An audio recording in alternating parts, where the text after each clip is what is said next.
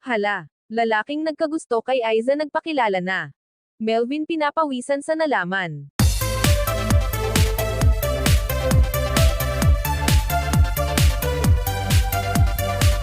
Mga kababayan, babati po tayo ng isang magandang araw sa lahat. At sana'y nasa mabuti kayong kalagayan sa mga oras na to. Mga panibagong kwento naman po ang ating gagawin ngayon. Napanood ko ito sa blog ni Melvin, habang nagkwentuhan silang dalawa ni Aiza. Para hindi naman daw antukin, nag-iinom kasi siya ng vitamins. Nyalingid sa ating kaalaman na pag-iinom ng mga vitamins ay masarap matulog, ganun na rin sa pagkain. Kaya sinasabihan na rin nila na mag-diet siya, mahirap po pag masyadong mataba. Hindi na rin healthy sa ating katawan, kaya nagkwentuhan silang dalawa tungkol sa buhay-buhay nila. Tinanong nga ni Melvin, si Aiza kung ano ang unang tingin niya kay Melvin noong una niya itong nakita. Sagot naman ni Aiza na tahimik, mukhang estrikto at hindi malapitan. Sa madaling salita, suplado siya.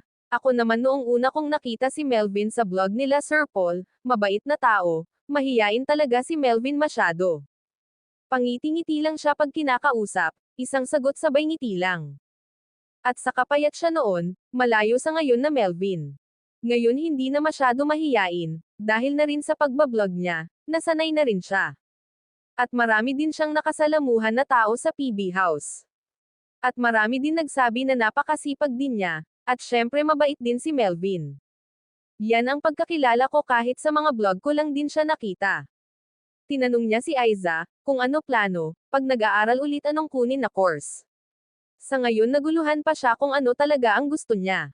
At tinitingnan din niya ang maging sahod sa course na kunin niya. Tama din naman siya, kahit sino naman, hangad natin maayos na trabaho at mataas ang pasahod. Para sa pamilya, lalo na si Aiza, ay single mother. Iniisip din niya na mapatapos niya ang kanyang anak balang araw. Kaya kailangan niyang magtrabaho, kaya pa yan ni Aiza nasa elementarya pa ata ang kanyang anak. Kaya wag ka muna mag-isip masyado, at mahalaga magpagaling ka muna. At balak niyang mag-aral ulit baka sa next year pag maging okay na ang lahat sa tulong ni God at ni Pugong Be a Hero. Alanganin kasi nitong pasukan siya mag-aral, bago pa lang siya naka-recover sa kanyang karamdaman. Kaya ayaw muna payagan ng kanyang doktor, at nalaman din natin kung ano ang gusto niya sa isang lalaki.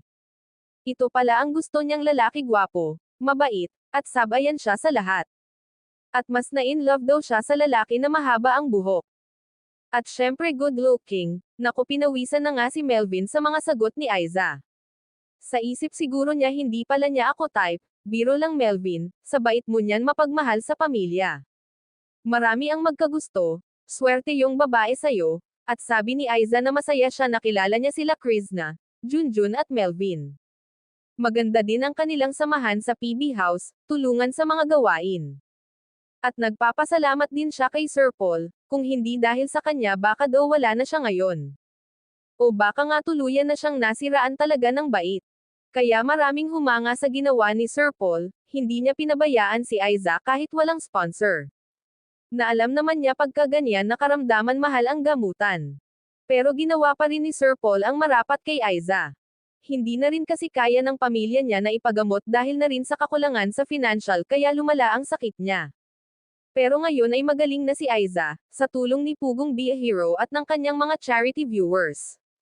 Na walang sawang sumusuporta sa kanya at sa PB team, kaya Aiza, wag mo sayangin ang sakripisyo ni Sir Paul sa'yo. Maraming salamat Pugong Be a Hero, mga kababayan, maraming salamat sa inyong walang sawang suporta, at lagi nating subaybayan ang mga vlog ni Pugong Be a Hero, at PB team, para mas lumawak pa ang kanilang pagtulong sa higit na nangangailangan, and please don't skip ads. Maraming salamat sa inyong suporta mga kababayan.